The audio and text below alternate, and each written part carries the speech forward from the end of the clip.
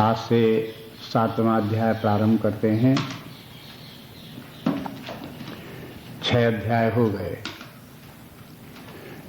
18 अध्यायों में 1/3 अध्याय, 6 अध्याय पूरे हो गए। 2/3 अध्याय बाकी बचे।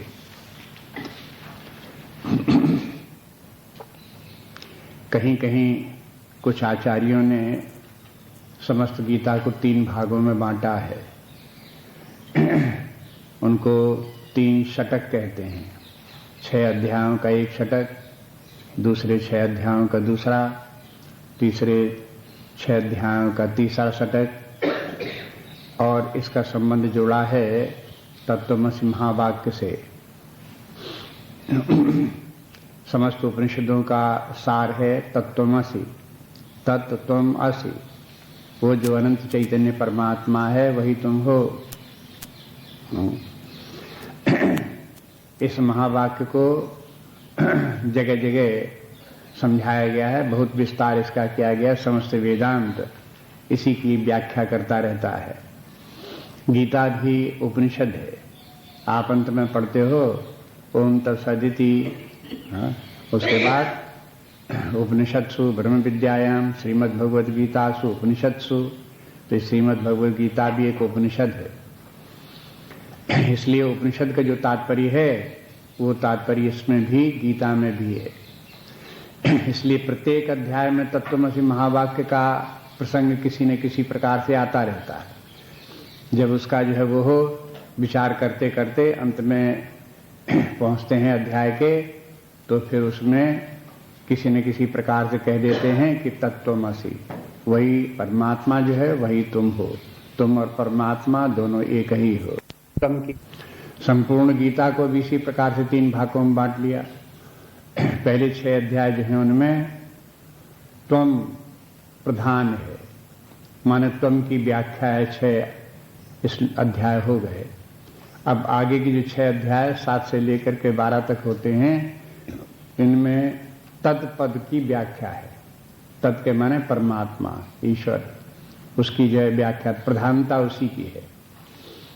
इसी भाग में 11वां अध्याय आता है और उसमें विराट रूप भी भगवान का आता है। इसलिए इन 6 अध्यायों में परमात्मा का विशेष निरूपण है। बाद में जो 13 से लेकर 18 अध्याय हैं उनमें परमात्मा भी है और जीव भी है। इन दोनों की एकता का वर्णन है। तीसरा महावाक्य का तीसरा पद है असि। असि के माने जीव और ईश्वर अपने मूल रूप में परमात्मा स्वरूप एक ही है। तो एक ही हैं, इसका प्रतिपादन विशेष रूप से अंतिम षटक में किया गया। शंकराचार्य जी ने तो ऐसा नहीं कहा है, लेकिन एक यामुनाचार्य हो गए हैं, उन्होंने इसको प्रारंभ किया, इस बात को कि तत्त्वमसि महावाक्य की व्याख्या इस प्रकार से हो सकती है। उसके बाद में एक दार्शनिक हुए केशव कश्मीरी, उन्होंने भी इसका समर्थन किया और उन्होंने विस्तार से समझाने का प्रयास किया कि ये कैसे तत्त्वमसि महावाक्य इस समस्त गीता की व्याख्या कैसे करता है। वेदांत संप्रदाय में एक महात्मा हुए मधुसूदन सरस्वती, स्वामी मधुसूदन सरस्वती। ये तुलसीदास जी के समकालीन थे। इन्होंने भी गीता के ऊपर व्याख्या लिखी है, उपनिषदों पर व्याख्या लिखी। शंकराचार्य जी के भाष्य के ऊपर उन्होंने अपना वार्तिक लिखी। तो वो भी अन्य जो आचार्य हुए हैं, जो अद्वैत वेदांत के बाहर के आचार्य थे, जिन लोगों ने 3 षटक की बात कही, उसी प्रकार से उन्होंने भी माना, कहा कि 3 षटक हो सकते हैं। जैसे अन्य आचार्यों ने कहा उसको भी हम मान लेते हैं। उसको ध्यान में रख करके इसकी व्याख्या की गई। इसके माने ये है कि प्रकारांतर से ये है तत्त्वमसि महावाक्य की व्याख्या का जो विचार था, अन्य आचार्यों को, जो अद्वैत वेदांत के बाहर के आचार्य थे, उधर से ये बात चली और आकर के फिर इसमें अद्वैत वेदांत में भी बाद में स्वीकार कर ली गई। इसलिए अब यहाँ से एक प्रकार से विचारधारा थोड़ी बदलती है। पहली 7वां अध्याय जो है यहीं से देखते हैं कि प्रसंग जो है उसका गीता का, जिसके वेदांत में जिस बात को लेकर के चल रहे थे उसको यहीं से प्रारंभ कर देते हैं 7वें अध्याय से। 7वां अध्याय भगवान शुरू करते हैं स्वयं अपने आप। अर्जुन कुछ पूछता नहीं है, लेकिन भगवान ये अध्याय प्रारंभ कर देते हैं।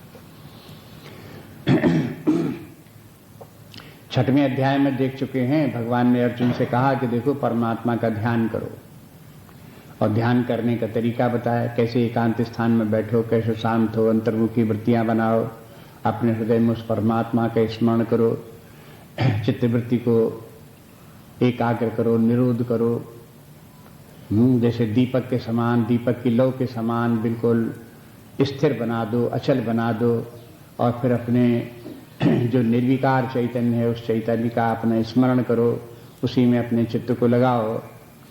तो इस अध्याय में ध्यान की प्रक्रिया तो बहुत थी, उसके लिए तैयारी करने के जो साधन थे उनका बहुत वर्णन था। ध्यान करते समय मन इधर उधर चला जाता, ला ला करके फिर उसमें लगाना है, इस बात का भी बहुत वर्णन था। लेकिन जिसका ध्यान करना था उसका बहुत थोड़ा नाम दिया। कहीं मई करके बोल दिया मेरा ध्यान करो, कहीं अपने आत्मा का ध्यान करो, इस प्रकार से संक्षेप में बोल दिया। जो ध्यातव्य परमात्मा है उसका निरूपण विस्तार सहित वहां नहीं हुआ। तो मानो भगवान अर्जुन से कहते हैं कि अर्जुन, ध्यान की सब बात तो बता दी, लेकिन जिसका तुम ध्यान करोगे उसके संबंध में तुमने कुछ नहीं पूछा। तुम तो ये पूछने लगे कि मन बड़ा चंचल है, तुम तो ये पूछने लगे कि अगर ये योग सिद्ध नहीं होता तो शरीर छूट गया तो क्या होगा। लेकिन पहले ये तो पूछो कि जिसका तुम्हें ध्यान करना है उसका स्वरूप क्या है, कैसा है। तो ये अर्जुन ने नहीं पूछा, लेकिन फिर भी भगवान ने कृपा पूर्वक उसको बताना प्रारंभ किया कि देखो जिस परमात्मा का ध्यान किया जाता है वो परमात्मा कैसा है। देखिए यहां सब पाठ शुरू करते हैं। श्री भगवान वाच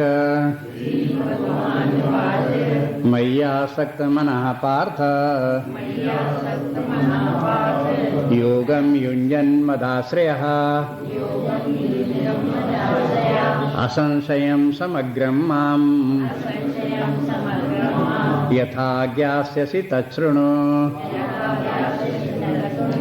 मय्यासक्त मनः पार्थ योगं युञ्जन् मदाश्रयः असंशयं समग्रं माम् यथा ज्ञास्यसि तच्छृणु। श्री भगवान वाच, भगवान कहते हैं कि मय्यासक्त मनः, जिसके कि मन में मेरे प्रति प्रेम है, मेरे प्रति आसक्ति माने प्रेम है, और मद आश्रय, और मेरे आश्रय है, योगम युञ्जन, और फिर वो योग साधना करता है। तो कहते असंशयम समग्र माम, निश्चय वो समग्र रूप से मुझे यथा ज्ञासस तच्छृणु, जिस प्रकार से वो मुझे जान जाता है वो हम तुमको बताते हैं, तुम सुनो। अब देखो एक श्लोक है लेकिन कई महत्वपूर्ण बातें इसमें हैं। नंबर 1 ये है कि परमात्मा को समग्र रूप से कौन जानता है। पहली पंक्ति, परमात्मा को समग्र रूप से जान जाने का फल क्या है। हाँ, वो समग्र रूप से परमात्मा का जान जाने का वो फल कि उसको फिर व्यक्ति को पूर्णता प्राप्त हो जाती है। और परमात्मा का समग्र रूप भी बताने को आगे जा रहे हैं, वो भी बता देंगे। तात्पर्य ये है कि देखो पिछले अध्याय में जो बात चल रही थी वो यहाँ तक थी कि व्यक्ति विरक्त होकर के परमात्मा का ज्ञान प्राप्त करे और उसकी उपासना करे। ये ध्यान है, ये उपासना जो है ये है ध्यान का सबसे श्रेष्ठ रूप। उपासना का सबसे श्रेष्ठ रूप ये ध्यान है। प्रारंभिक उपासनाएं पूजा है, जप है, ये प्रारंभिक उपासना है। अंतिम उपासना है शांति काल से बैठ करके अपने हृदय का परमात्मा का भली भांति स्मरण करना, जिसमें कहीं कोई विक्षेप न हो। तो इस प्रकार का जब अभ्यास हो ध्यान करते समय, तो ये उपासना कहलाती। कब तक उपासना है? जब तक हमने सुने हुए ज्ञान का स्मरण करके मन में उस परमात्मा का चिंतन या स्मरण करते हैं, केवल स्मरण करते, रिमेम्बरिंग। वो परमात्मा के जब स्मरण करते हैं तो ये उपासना तब तक है। लेकिन ये उपासना धीरे धीरे करके ज्ञान में परिवर्तित होती है। ज्ञान में परिवर्तित होने के माने ये है कि परमात्मा का स्मरण नहीं, बल्कि उसके स्थान पर परमात्मा का दर्शन, परमात्मा का अनुभव। ये जो परमात्मा का अनुभव जो है, ये है, ये विज्ञान है।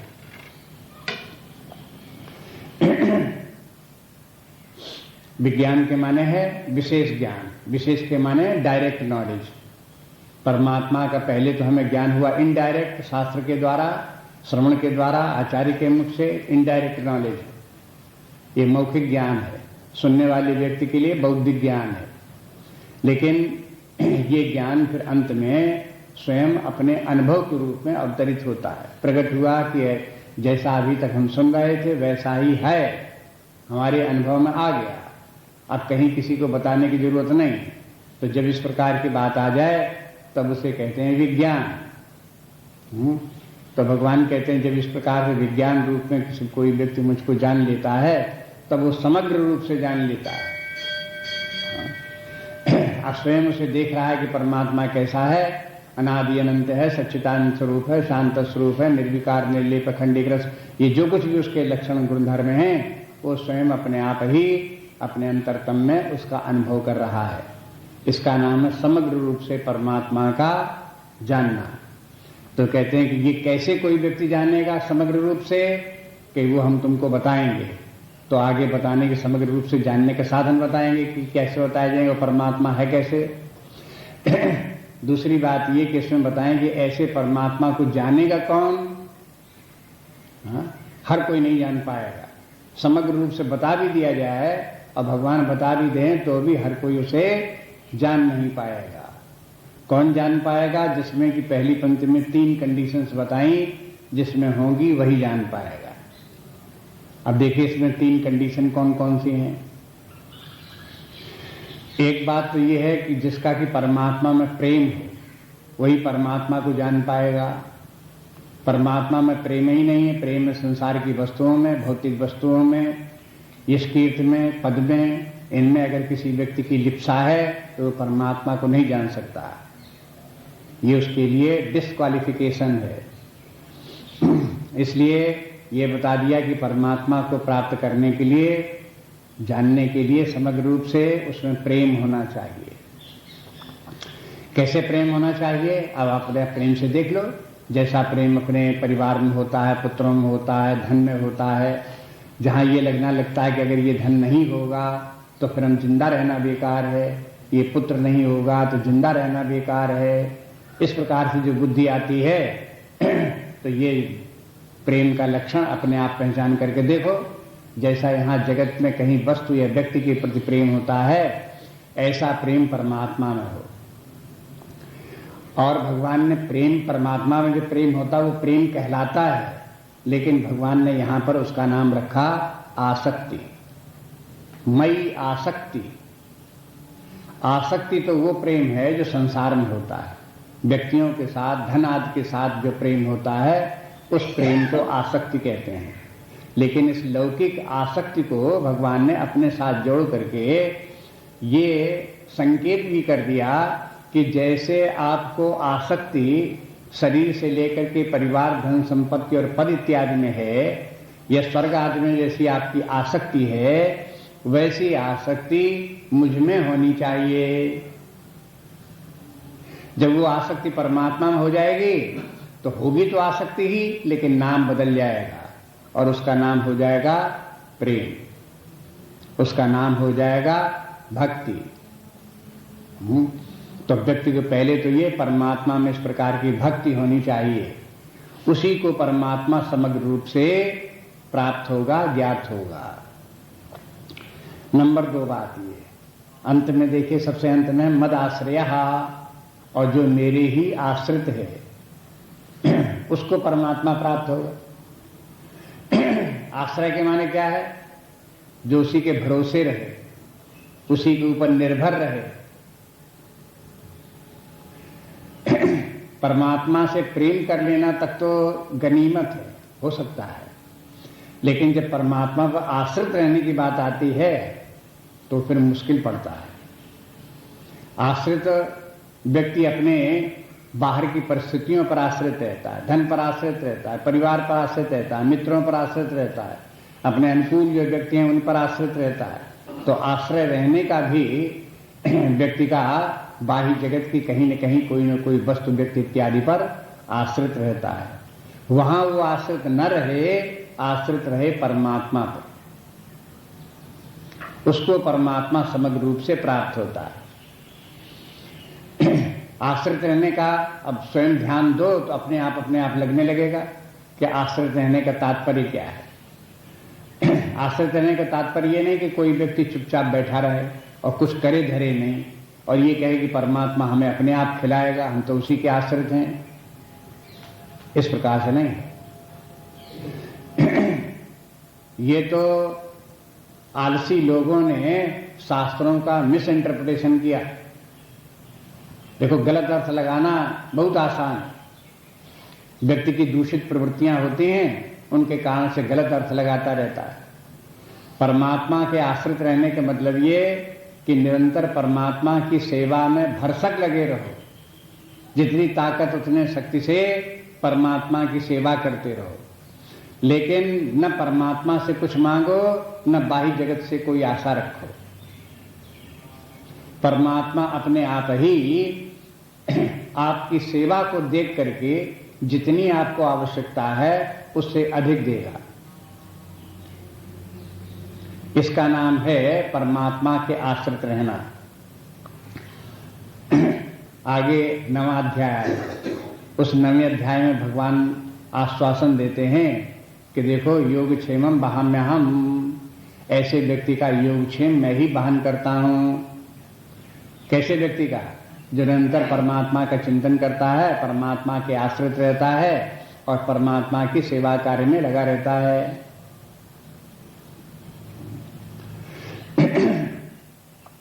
इसलिए परमात्मा के आश्रित रहना भी सीखना पड़ता है और अभ्यास धीरे धीरे डालना पड़ता है कि परमात्मा के आश्रित कैसे रहा जाए।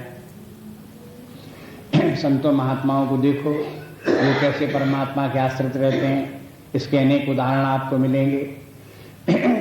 परमात्मा में प्रेम रखने वाले व्यक्ति कैसे हैं, उनके भी उदाहरण आपको संतों के चरित्र में मिलेगा।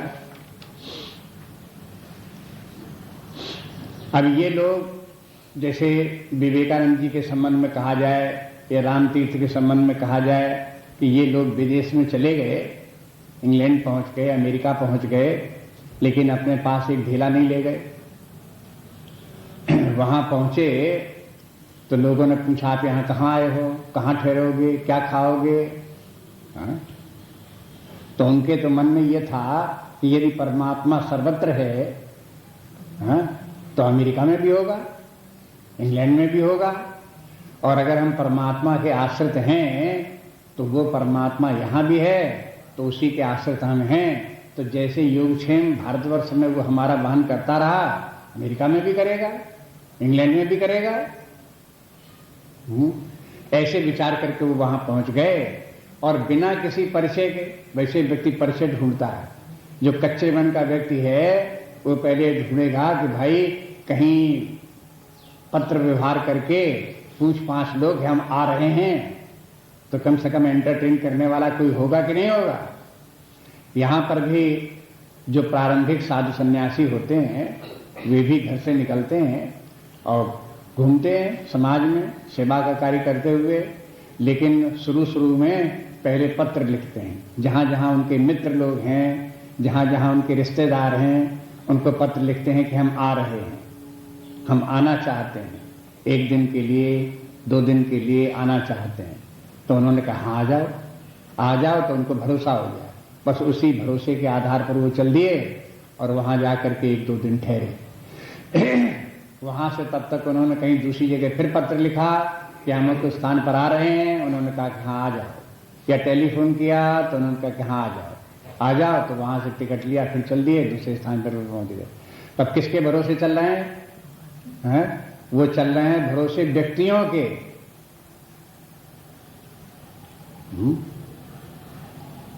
तो भगवान के भरोसे नहीं चल रहे हैं, व्यक्तियों के भरोसे चल रहे हैं।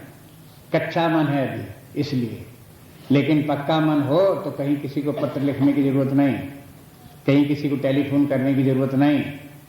परमात्मा का टेलीफोन तो अपने हृदय में होता है, अपने आप अपने मन में, अपने हृदय में परमात्मा का स्मरण करते रहो, टेलीफोन होता रहेगा। और जहां कहीं जाओ परमात्मा आगे आगे आपको मिलेगा, अपने आप अपनी व्यवस्था करेगा, तब आश्रय होगा। एक संत कहते हैं कि हम यहां से उत्तर प्रदेश के थे, और वो वैसे तो घूमे करते हो तो उत्तर प्रदेश सब जगह, यहाँ के हिंदी भाषी थे लोग बाग, तो हिंदी भाषा बोलते थे, जान जाते थे लोग बाग। लेकिन एक बार वो चले कि ऐसी जगह चलो जहाँ हमारी कोई भाषा न समझ सकता हो। तो वे थे 2-1 संत उनके साथ थे, तो आंध्र प्रदेश चले गए। आंध्र प्रदेश के लोग वहाँ अपनी भाषा बोलते, शहर में गांव में सब जगह वही भाषा बोले। और वहाँ जाकर के किसी स्टेशन पर उतर गए, मैंने पहले से ये नहीं कि कोई कहाँ जा रहे हैं, किस स्टेशन पर उतरे, किसी स्टेशन में उतर गए और उतर करके उस बस्ती में वहाँ पर अपने चल दिए सब। जब चल दिए तो थोड़ी देर चलने के बाद, घंटे आधे घंटे चलने घूमने के बाद में देखा कि एक व्यक्ति आया, उनको प्रणाम करने लगा। उनसे अपनी भाषा में उसने पूछा कि आप कहाँ से आ रहे हो? तो इन्होंने अपनी भाषा में बताया कि हम तो उत्तर प्रदेश से आ रहे हैं। और समझ वो पूछा तो समझ गए कि हाँ उत्तर प्रदेश से आ रहे हैं। तो हिंदी बोली थोड़ी सी, तो वो भी समझ गया कि हिंदी बोलने वाले। तो उसको जैसी कुछ टूटी फूटी हिंदी आती थी, उसमें उनसे कहा कि आप यहाँ कहाँ जाओगे? पूछा इनको, तो कहा कहीं नहीं, हम तो यहीं आए हैं, हमें किसी के यहाँ जाना आना नहीं है। हम तो यहाँ पर पहली बार आए हुए हैं। तो उसने ये कहा कि आज सवेरे हम जब उठे थे तब हमने संकल्प किया था कि जो साधु महात्मा आज मिलेंगे, आज हम उनको भोजन कराएंगे। क्या आप हमारे यहाँ चलोगे? भोजन करना हमारे यहाँ स्वीकार करोगे? तो उन्होंने कहा चलो भाई, क्या बात है इसमें। तो 4 लोग थे, उन चारों लोगों को वो ले गया और फिर उस दिन उनको सब दोपहर में उनको भोजन कराया। खाना ना खाया उन्होंने, वहीं का उनका आंध्र प्रदेश का जो भोजन उन्होंने अपने बनाया था वही उन्होंने अपने खिलाया। अब यहाँ पर देखो ये व्यवस्था जो है ये किस प्रकार की है, भगवान के ऊपर आश्रय का एक उदाहरण है।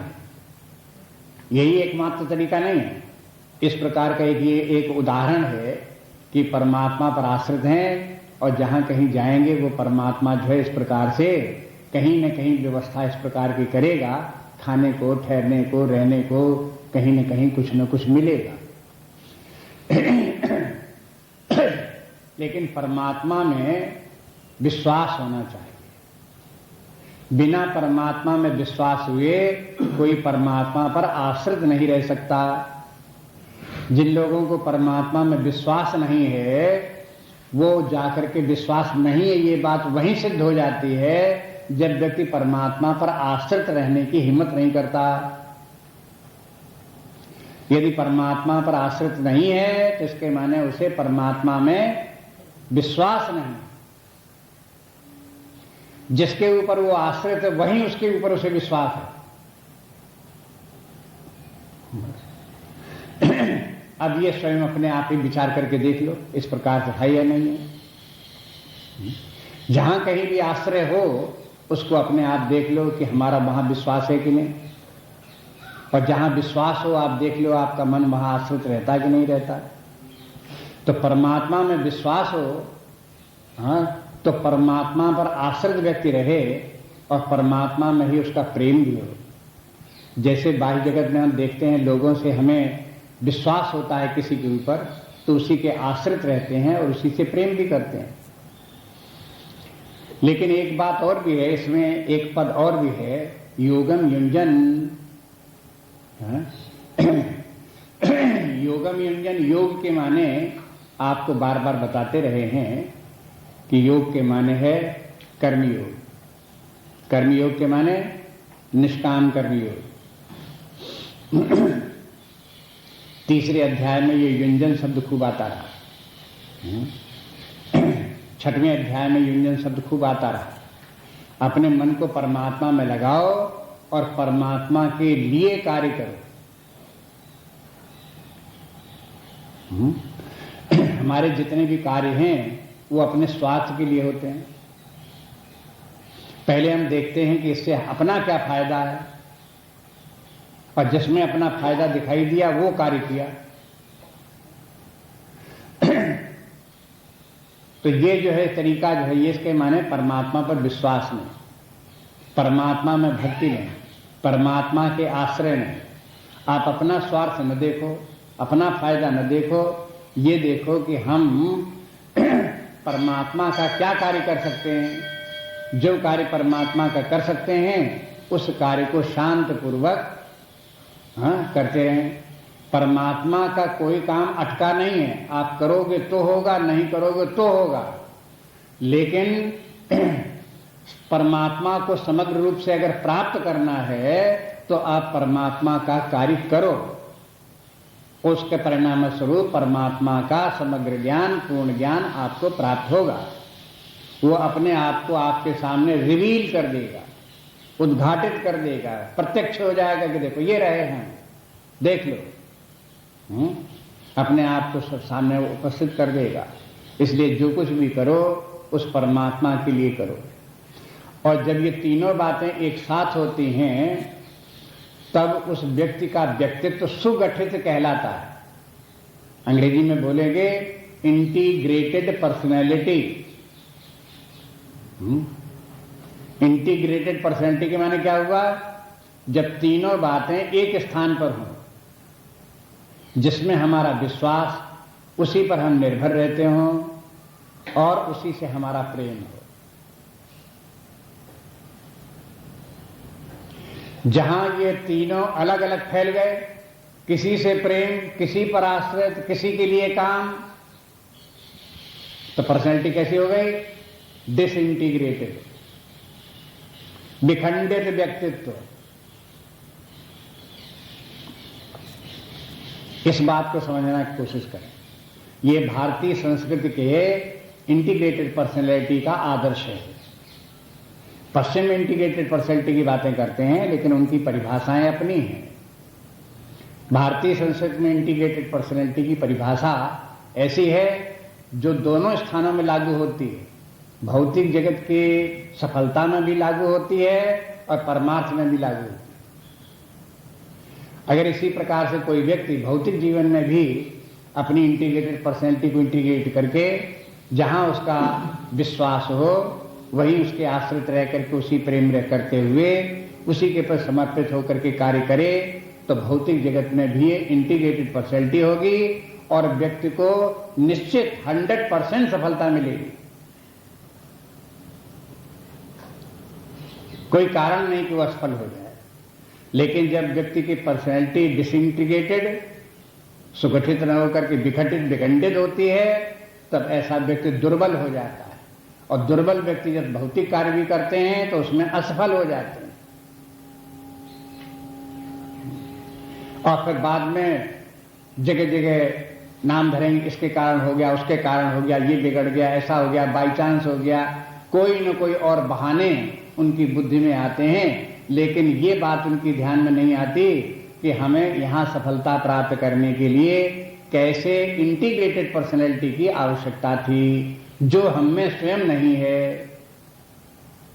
अपनी कमी तो दिखाई नहीं देती। इसलिए शास्त्र सुझाता है कि देखो इस प्रकार से अपनी पर्सनैलिटी को इंटीग्रेट बनाओ।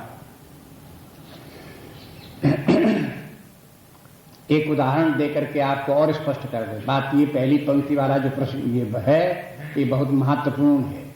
जैसे आपने देखा तो 6वां अध्याय जब भगवान ने शुरू किया तो पहली पंक्ति में जो निष्काम कर्मयोग का एक पंक्ति में वर्णन कर दिया था, वो पहली पंक्ति बहुत महत्वपूर्ण थी। इसी प्रकार 7वें अध्याय के जो श्लोक, पहला श्लोक शुरू किया, उसमें पहली पंक्ति बहुत महत्वपूर्ण है। इसे खूब अच्छी तरह से ध्यान दे करके समझना चाहिए। मान लो कि एक मंदिर, किसी ने मंदिर बनवाया, मूर्ति की स्थापना की, और फिर ये विभाग भाई मंदिर में भगवान की सेवा नित्य होनी चाहिए, सफाई हो, पूजा हो, आरती हो, इसकी व्यवस्था होनी चाहिए। तो जिसने मंदिर बनवाया उसने एक पुजारी रखा, 1000-2000 रुपए महीने उसको वेतन दिया, और उसको पुजारी रखा, वो पूजा करे सुबह शाम, मंदिर की सफाई करे, मंदिर में रहे। अब उस पुजारी को देखो तो वो क्या करता है, सेवा तो करता है मंदिर में जो अधिष्ठात्र देवता हैं उनकी। वो आश्रित किसके है? जो मालिक है मंदिर का, जो तनख्वाह देता है, आश्रित है उस व्यक्ति के। प्रेम किससे करे?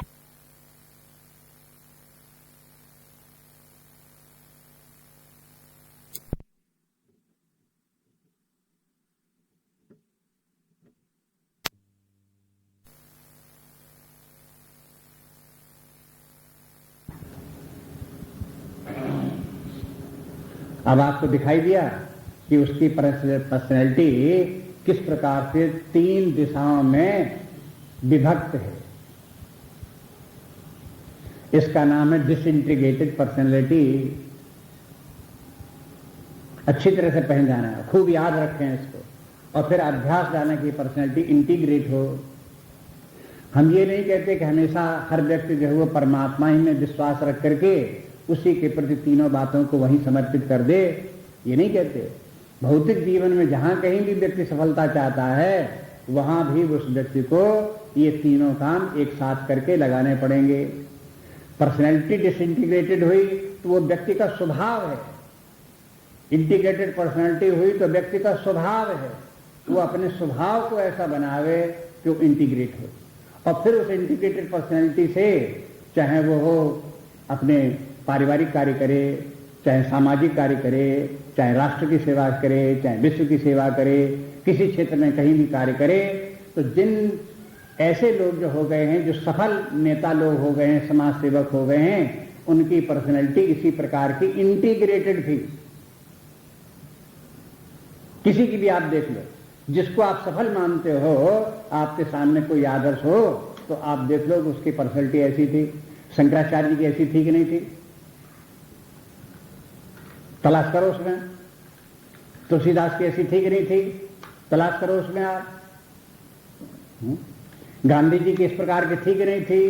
तलाश करो उसमें। तो आप देखो कि इन लोगों की पर्सनैलिटी इंटीग्रेटेड थी, और इंटीग्रेटेड पर्सनैलिटी के कारण इन लोगों को जीवन में कितनी बड़ी सफलता मिली। ऐतिहासिक व्यक्ति बन गए, ऐसे महान व्यक्ति बन गए, जिस क्षेत्र में कार्य किया उसमें वो सफल हुए। इंटीग्रेटेड पर्सनैलिटी व्यक्ति को शक्ति प्रदान करती है। उसके अंदर जो परमात्मा की शक्ति विद्यमान है वो इस इंटीग्रेटेड पर्सनैलिटी में ही जागृत होती है, और उसको कार्य करने का साहस आता है, और जो कुछ करता है उसमें सफलता भी मिलती है। डिसइंटीग्रेटेड पर्सनैलिटी के माने उसकी जो कुछ शक्ति है वो विखंडित होकर के फैल गई, बिखर गई।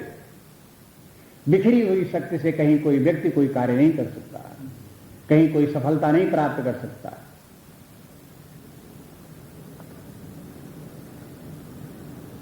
इसलिए फिर से देखो एक बार, जैसे बताया कि आपके एक पुजारी की तरह से डिसइंटीग्रेटेड पर्सनैलिटी नहीं होनी चाहिए। पहली पंक्ति में इन तीनों पद जो हैं, इन तीनों पदों को आप देखो और एक साथ रखो। यहां भगवान कहते हैं यदि तुम मुझे समग्र रूप से प्राप्त करना चाहते हो, इस क्षेत्र में सफलता प्राप्त करना चाहते हो, तो ये सफलता आपको तभी प्राप्त होगी जब इस प्रकार की आपकी इंटीग्रेटेड पर्सनैलिटी होगी तब। और आप नहीं इस प्रकार से करते हो कि हम परमात्मा में ही प्रेम करें और परमात्मा पर ही आश्रित रखें, इसके माने क्या है कि आपको परमात्मा में विश्वास नहीं है। जब विश्वास नहीं, उसे प्राप्त क्या करोगे? और प्राप्त करने की आवश्यकता भी आपको नहीं है। खामखाम की बातें करते हो कि परमात्मा की प्राप्ति हो जाए। इसलिए बोले कि देखो इन तीनों बातों का ध्यान रखो। परमात्मा में अनन्य प्रेम रखो। बाकी वस्तुओं में जहां कहीं प्रेम है, उसका प्रेम का अंतिम परिणाम परमात्मा में प्रेम है। यदि परमात्मा के प्रेम में बाधा पड़ती है तो संसार में किसी वस्तु व्यक्ति किसी से प्रेम नहीं। अगर परमात्मा के प्रेम में सहायता मिलती है तो फिर सारी दुनिया से प्रेम। एक व्यक्ति क्या, सारे संसार के करोड़ों अरबों व्यक्ति हैं, सबसे प्रेम।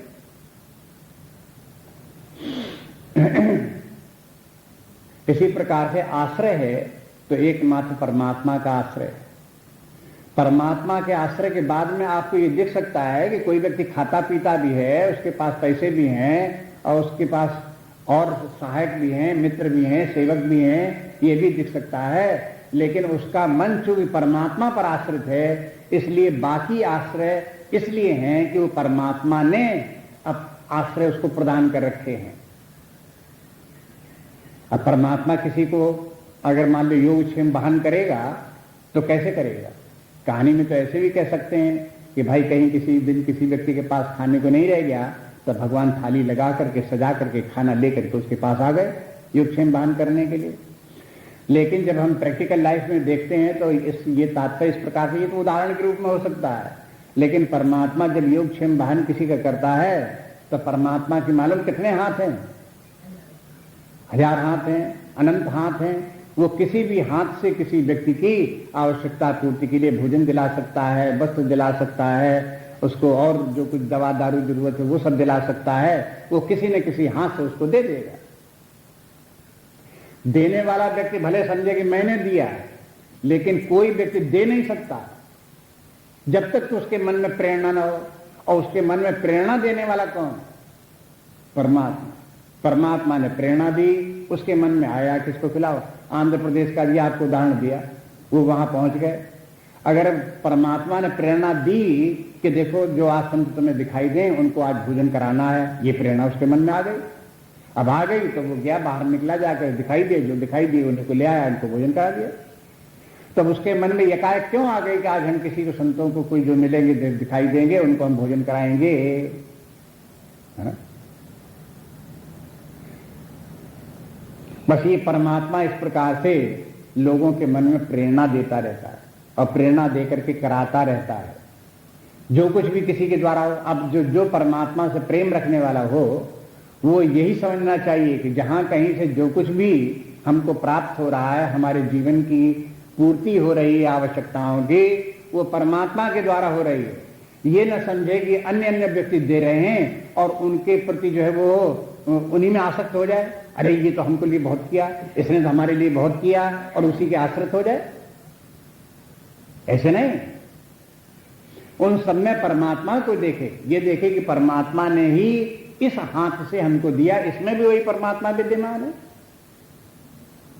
तो प्रेम परमात्मा में होना चाहिए, व्यक्ति विशेष में नहीं होना चाहिए।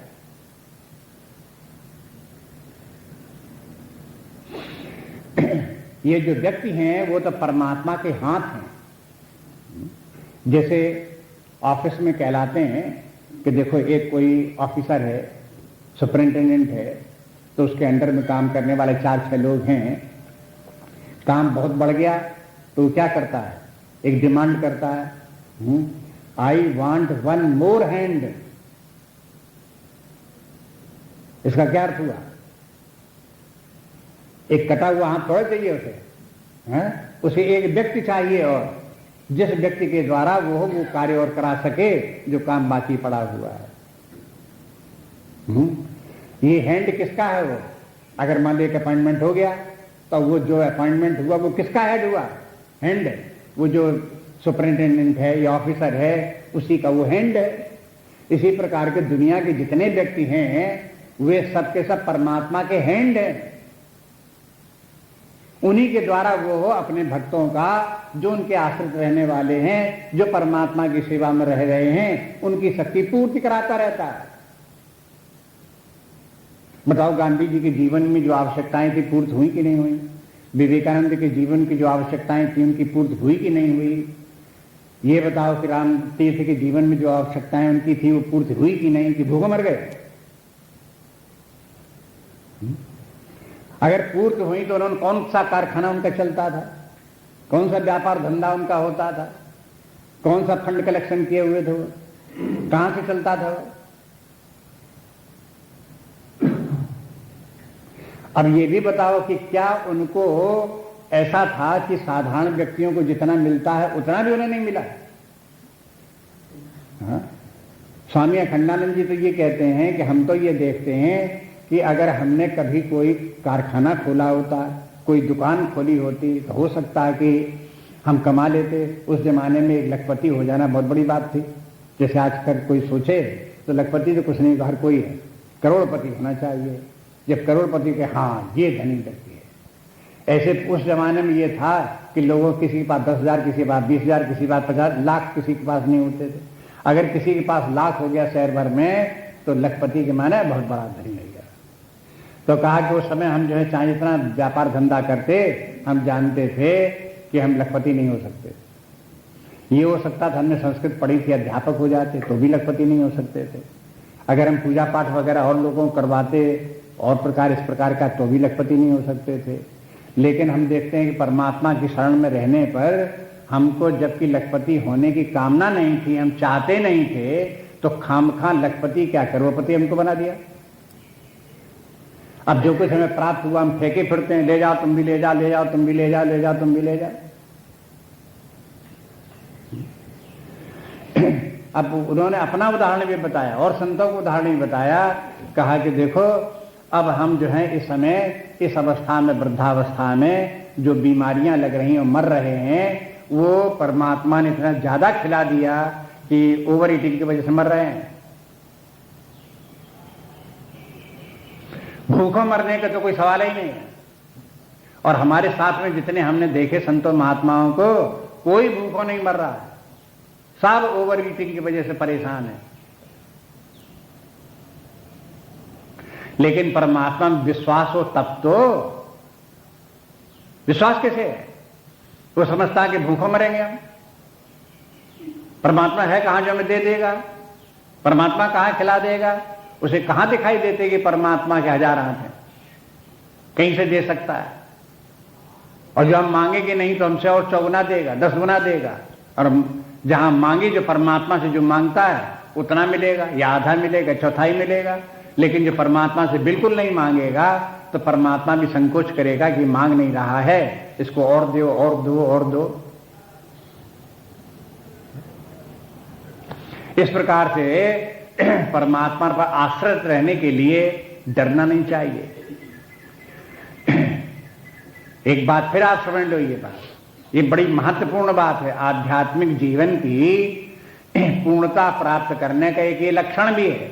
परमात्मा को समग्र रूप से जान लिया, पूर्ण रूप से जान लिया, तो पूर्ण रूप से जान लेने के माने ये भी है कि परमात्मा के ऊपर पूर्ण रूप आश्रित भी हो गए, परमात्मा में पूर्ण विश्वास भी हो गया। अब शेष जीवन जो कुछ कार्य है वो परमात्मा के लिए ही हो रहा है। ये भाव जब इस प्रकार का व्यक्ति का बन जाए तब परमात्मा की प्राप्ति भी है, जीवन की पूर्णता भी है और सब प्रकार से सफलता भी है, व्यक्तिगत रूप से भी, सामाजिक रूप से भी, लोक कल्याण की दृष्टि से भी। इसलिए इस प्रकार से करके देखना चाहिए। लोग भगवान के भक्त होते हैं, लेकिन भक्त की भी परीक्षा इस बात में है कि वो परमात्मा पर निर्भर कितना है। भक्त तो है लेकिन परमात्मा पर निर्भर नहीं है, निर्भर कहीं व्यक्ति पर है, वस्तु पर है, तो वो भगवान का भक्त कहां तक है आप स्वयं समझो। और भगवान राम ने उत्तरकांड में, रामायण में अयोध्या वासियों को एक पंक्ति बोल भी दी, मोर दास कहाय नर आशा, करे तो कहो कहा विश्वासा। मेरा तो कहलाता है भक्त, दास कहलाता है और आशा करता है अन्य व्यक्तियों से। और आप बताओ कि वो उन व्यक्तियों के ऊपर वो आश्रित है, उन पर विश्वास है कि मेरे ऊपर उसे विश्वास है। मोर दास कहाय है, नर आशा करे, किसी और नर से आशा करे, कहो कहा विश्वासा, भला हमारे ऊपर उसका क्या विश्वास है। और जब तक परमात्मा में विश्वास नहीं है तो भक्ति काय बात की। भक्ति कहते किसे हैं? बिना परमात्मा के विश्वास किए।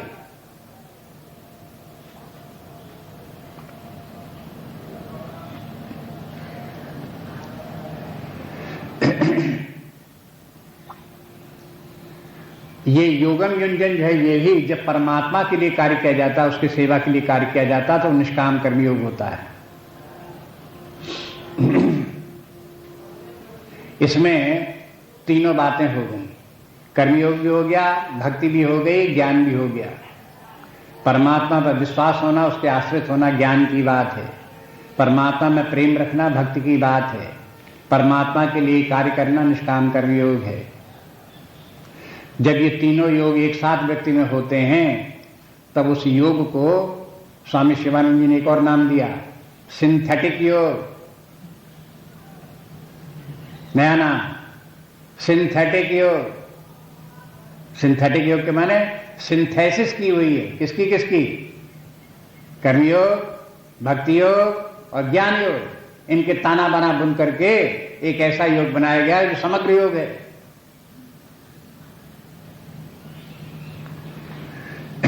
और ये तीनों को एक साथ तभी मिल सकते हैं जब व्यक्ति की पर्सनैलिटी इंटीग्रेटेड हो। बस कहते हैं फिर ऐसे व्यक्ति के लिए कुछ भी असंभव नहीं। असंशयम, अब संशय मत करना। अगर पर्सनैलिटी इंटीग्रेट है तो संशय का कोई कारण नहीं है।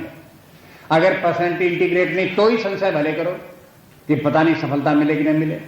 यदि इतनी 3 कंडीशन पहले जो बताई वो अगर आप फुलफिल कर रहे हो, पूरी हो रही है आपकी, तो इसके माने आप संशय करने की कोई जरूरत नहीं।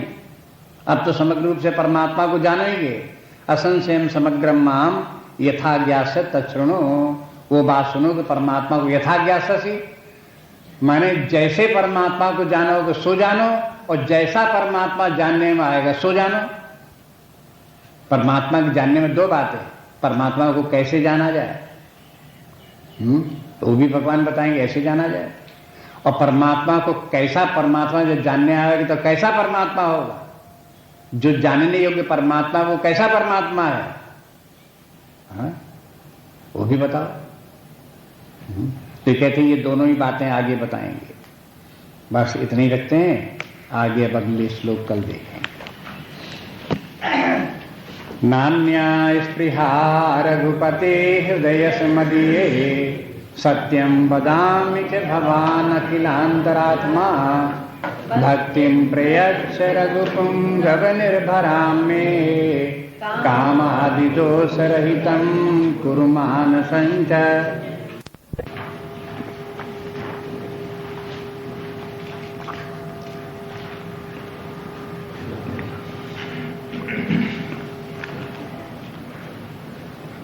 सातवें अध्याय के पहले श्लोक से पाठ।